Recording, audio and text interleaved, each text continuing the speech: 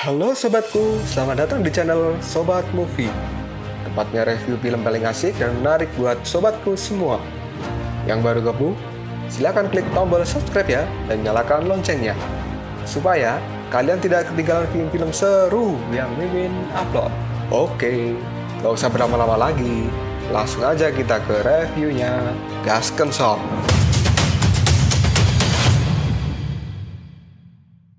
Hey, oke, sobatku terkeren, terkecil, terbaik, tersemuanya. Kita masih bersama Sobat Movie, channel alur cerita terasik sepanjang masa. Oke, kita lanjut bahas chapter 26.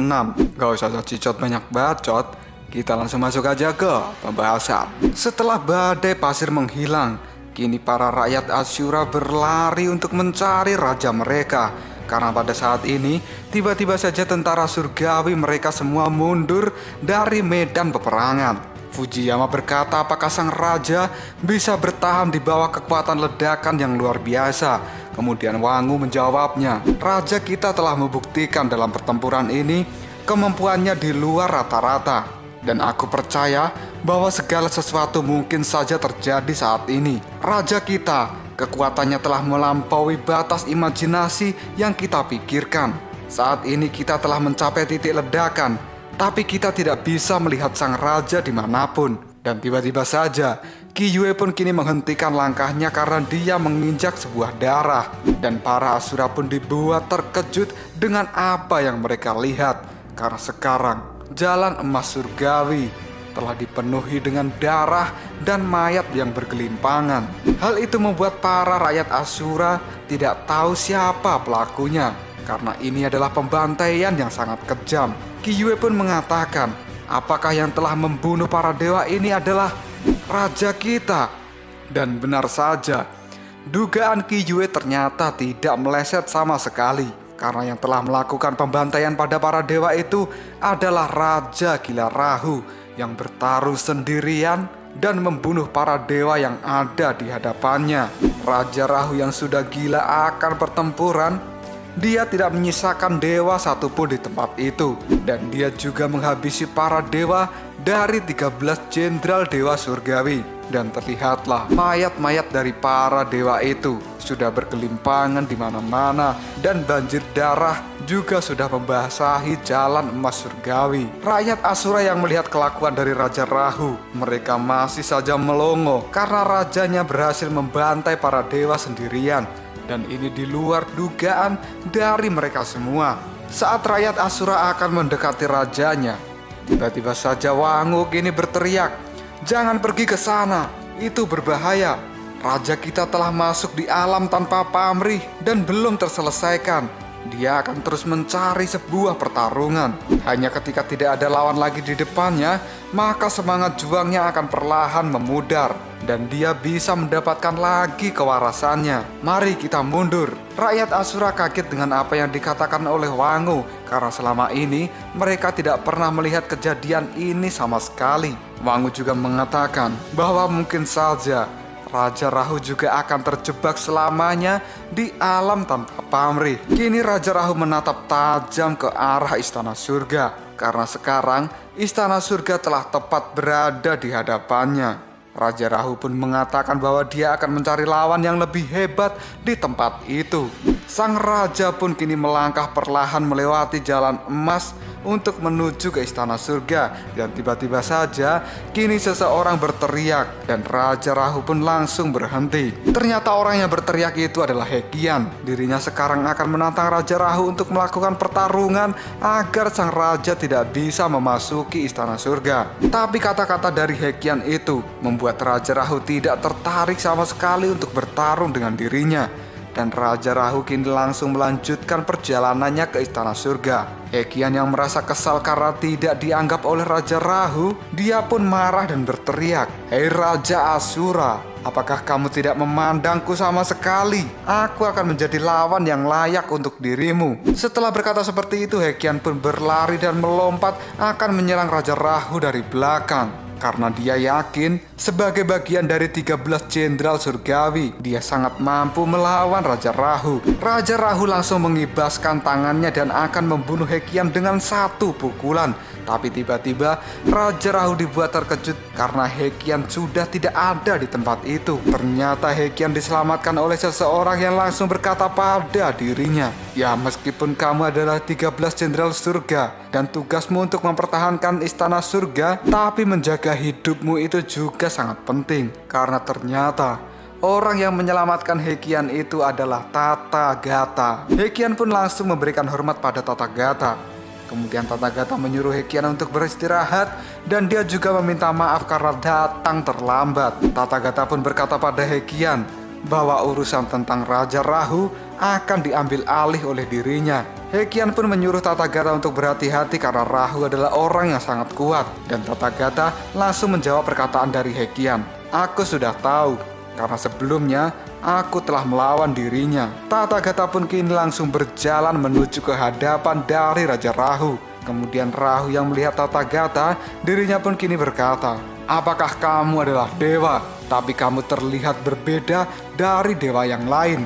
Tathagata pun menjawab perkataan dari Raja Rahu, "Raja Asura Rahu, aku mengagumimu karena kamu telah berjuang sampai titik ini. Tapi perbuatanmu membunuh itu terlalu parah. Bahkan seorang prajurit surgawi juga telah kau bantai habis-habisan." Raja Rahu menjawab perkataan dari Tathagata, "Aku memberi mereka kehormatan tertinggi dan para prajurit surga ini telah aku kirim untuk menjadi seorang bintang." Tathagata dengan santai menanggapi perkataan dari Raja Gila. "Apakah kamu sudah kecanduan untuk berkelahi? Apa yang kamu lakukan itu telah melampaui batas ruang lingkup dari suku yang kamu bela." Raja Rahu juga langsung menjawabnya, "Aku tidak peduli tentang ini. Semua orang ketika masih memiliki kekuatan, aku akan menantangnya dan aku tidak akan berhenti." Tathagata menjawab perkataan dari Raja Rahu, "Raja Asura, jika semua dewa kamu bunuh, lalu apa yang akan kamu lakukan setelahnya?" Raja Rahu menjawab perkataan dari Tathagata, "Yang aku lakukan adalah mengajak bertarung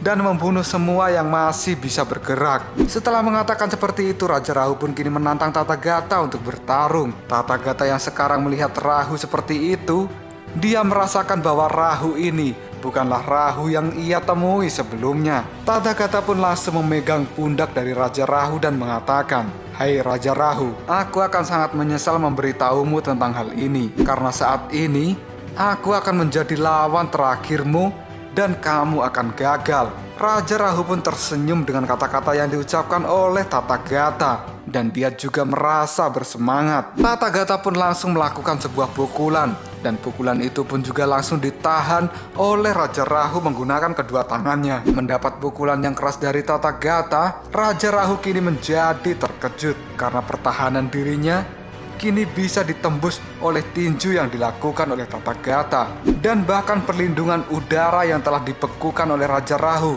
mampu dihancurkan oleh Tathagata dengan sangat mudah. Dan Tathagata pun kini kembali meninju Raja Rahu sekuat mungkin yang membuat Raja Rahu terlempar cukup jauh. Hekian yang melihat kekuatan dari Tathagata, dia kini menjadi kaget dengan kekuatan asli yang dimiliki oleh Tathagata ini. Kemudian Tathagata yang tidak ingin berhenti, dia mengejar Raja Rahu yang sudah terlempar dan terus menghajarnya sampai-sampai Raja Rahu tidak diberi kesempatan untuk melawan. Tapi Rahu yang juga tidak ingin pasrah begitu saja dihajar oleh Tathagata, dia mulai melakukan perlawanan dengan memegang jubah milik Tathagata dan melakukan sebuah tendangan. Keduanya pun kini bertarung cukup sengit sampai-sampai menimbulkan sebuah ledakan di jalur emas. Raja Rahu yang sekarang sudah mulai melakukan perlawanan, dia pun langsung melempar Tathagata hingga menabrak jalur emas menjadi hancur. Tathagata pun mengatakan dalam hatinya, "Aku baru saja mematahkan lengannya, tapi lengan itu telah pulih dengan sangat cepat. Ini adalah ketahanan yang luar biasa. Apakah ini sebabnya Kaisar Sitian tidak mampu menghadapi dirinya?" Dan sekarang Raja Rahu yang masih ingin bertarung dengan Tathagata, dia pun memanggil pedangnya dan pedang itu pun melesat lalu berada di tangan Raja Rahu. Dan sekarang Rahu pun akan melakukan tebasan pada Tathagata yang ada di bawahnya. Raja Rahu juga mengatakan, "Kekuatanmu sungguh luar biasa. kamu lebih menarik dari lawanku sebelumnya. Semangat juangku juga telah membara lebih tinggi. Datanglah padaku dan puaskan aku dalam pertarungan. Tathagata yang melihat kekuatan dari Raja Rahu semakin bertambah. Dirinya pun menggunakan tubuh emasnya dan langsung mengatakan dalam hatinya, alam tanpa pamrih. Hal ini belum pernah kulihat sebelumnya. Tapi yang harus kulakukan sekarang adalah aku akan membiarkan Rahu menemukan titik batasnya. Kita langsung berpindah ke pertarungan Raja Bandi dan juga Dewa Sasin. Raja Bandi yang sudah terikat oleh rantai yang dilakukan oleh Dewa Sasin. Kini Raja Bandi akan tetap melakukan perlawanan dan membunuh Dewa Sasin. Raja Bandi juga mengatakan, Sasin Guanyin, lihatlah. Terlepas dari kekuatan, kecepatan, dan daya tahan, tubuh Asuraku ini terlihat sempurna. Apakah kamu tidak ingin menjebakku dalam perangkap mantramu? Dewa Sasin pun menjawab perkataan dari Raja Bandi. Hei Raja, kamu memang menang. Tapi bagaimana kamu menyebut dirimu ini sempurna? Raja Bandi tertawa dengan apa yang dikatakan Dewa Sasin. Dan dirinya kini juga bertanya, sekarang kematian sudah dekat padamu, tapi kamu masih saja keras kepala. Coba beritahu aku, di mana kelemahanku? Dewa Sasin pun menjawabnya, kelemahanmu adalah kamu tidak tampan, dan itu tidak selaras dengan kepribadianmu. Mendengar kata-kata dari Dewa Sasin, Raja Bandi kini menjadi melongo, dan Raja Bandi pun kini langsung melepaskan tangannya yang mencekik Dewa Sasin. Lalu Raja Bandi kini mengatakan dalam hatinya, apakah aku jelek? Dewa Sasin yang sudah dilepaskan oleh Raja Bandi, dia pun langsung menghilangkan segel dimensi lain dan mereka berdua kembali ke medan peperangan saat ini. Dan terlihatlah Raja Bandi pun kini berdiri di samping Dewa Sasin yang sudah pingsan. Raja Bandi yang melihat Dewa Sasin pingsan di depannya, dia kini mengatakan, ini adalah perasaan dari hatiku. Dia telah mengatakan intinya, bahkan diriku sendiri membenci tubuhku ini. Jadi bagaimana aku bisa bertarung? Bahkan jika aku menang ini tidak ada gunanya. Dia adalah seorang dewa yang mengenalku dengan cara seperti ini. Setelah mengatakan seperti itu, kini mode tubuh jantan dari Raja Bandi berangsur-angsur menghilang dan dirinya kini sudah berada di tubuh perempuannya lagi. Raja Bandi pun kini juga mengatakan bahwa dia tidak akan menggunakan tubuh Kakusura ini dan tubuh Kakusuranya tidak akan pernah muncul lagi selamanya. Raja Bandi pun kini melihat ke istana surga, karena sekarang istana surga telah berangsur-angsur turun dari langit. Dan Raja Bandi pun mengatakan, itu adalah istana surga, kenapa dia jatuh dan turun sampai level ini? Ini adalah situasi yang tidak biasa, dan tampaknya sesuatu yang menarik telah terjadi, kata Raja Bandi. Lalu apakah yang akan terjadi selanjutnya? Apakah Raja Bandi ini akan membunuh Dewa Sasin? Dan apakah Raja Rahu bisa mengalahkan Dewa Tathagata? Jika kalian penasaran, tunggu aja jawabannya di next video. Ngobrol sob. Tetap stay di channel Sobat Movie dan jangan lupa klik subscribe, like, dan share ke teman-temanmu agar channel ini dapat berkembang dan menghibur kalian semua. See you next tomorrow. Bye-bye.